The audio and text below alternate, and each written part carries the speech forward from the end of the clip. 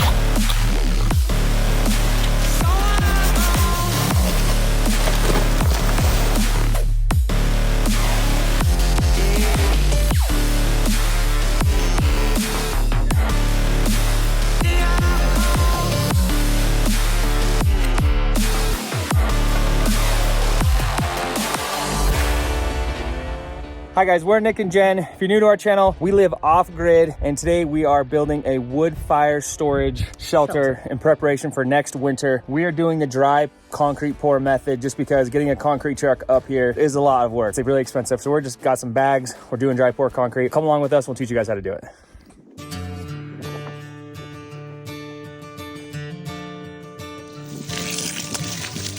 Okay.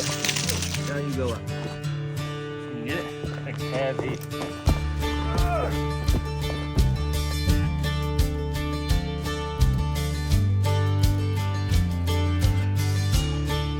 All right, for the post that we're using today, we actually cut down and found some really straight, good sized juniper cedar trees. And then we used a pressure washer and got all of the scrub off of them. And they look really good. They're not 100% straight. This is our first time ever using them. So I'm excited to see what type of shelter it's gonna look like, because this isn't gonna be like a perfect square plumb shelter. It's gonna be kind of rustic looking. Anyways, we got one down. We're about to do this hole right now.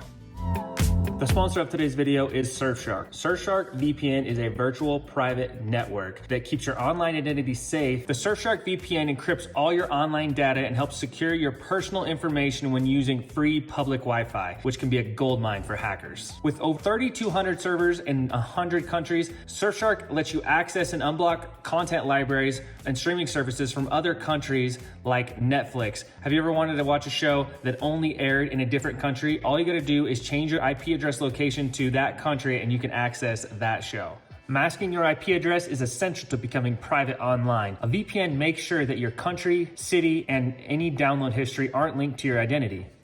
If you've never used a VPN and not even sure if you need one, head on over to Surfshark, click the link in our description, use code LIFEElevated and get 3 extra months free. We want to thank Surfshark for sponsoring this video. Now we're gonna get back to do dry pour concrete. The way we do it is first, initially, I already put some water down at the bottom. We've got a little puddle down there. And then we just have Quickcrete high strength mix. You can get it any store. We're gonna cut it open, pour the whole bag around the post, and then put more water in there and then stir it up.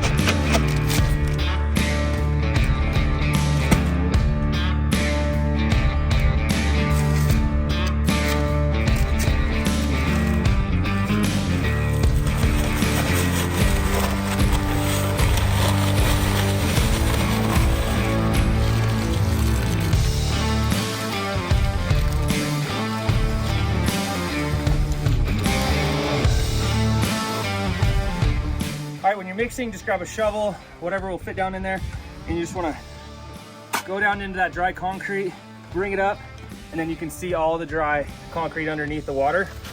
And then you just kind of put it on top and then mix it, and then just keep adding water as needed. If for some reason you put too much water in there, just throw a few rocks in there and you'll be all right.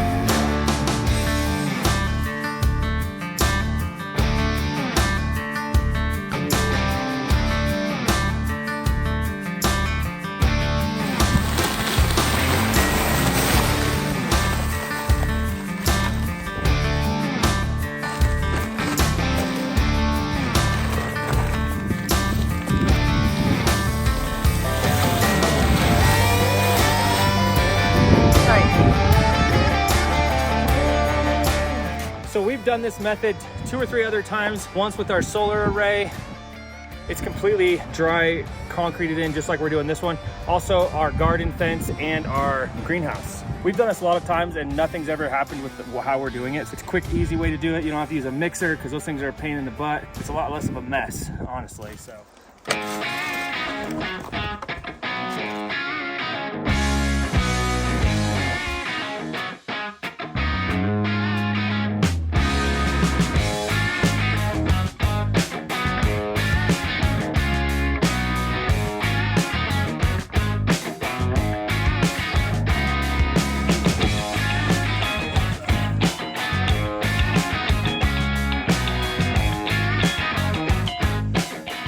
Some of you might be wondering what's up with the IBC tote. We do live completely off grid. So we filled up this IBC tote with some water. We put a pump on it and we're using a portable battery to go ahead and pump some water into all the holes to create the concrete. If you guys want, you can check out, we have videos on our off-grid adventure and how we get water and haul our water up to our property. Send some water. Okay.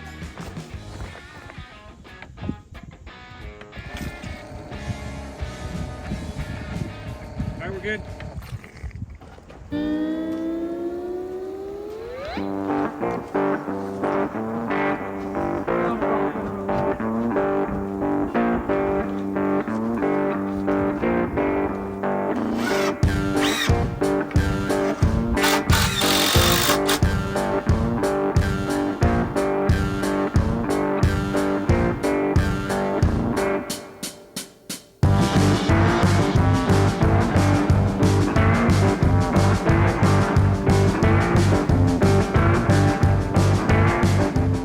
So for these posts, we dug about 2 to 3 feet deep, some a little more than others just because of rock. And then we ended up using about 2 bags of concrete per hole. We could have probably used 3, but I feel like 2 is probably good. And that cost us about $60 to do all 8 of these posts. If we were to call a concrete truck up here, I mean, it would have probably cost $1,000 or so just because we live so far out in the middle of nowhere. And also they're not just gonna bring like a half a yard or a yard, you know, like there's like a minimum. Doing it this way definitely is the DIY friendly way to do it.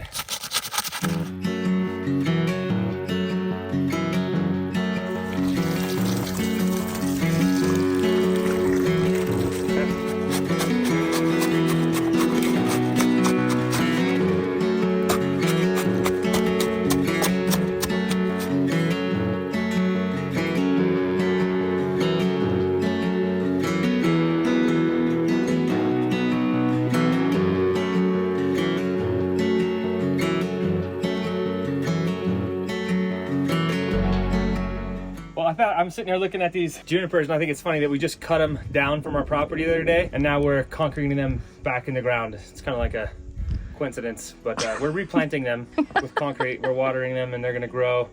No, I'm just kidding. We got one last one to do. Let's get this knocked out.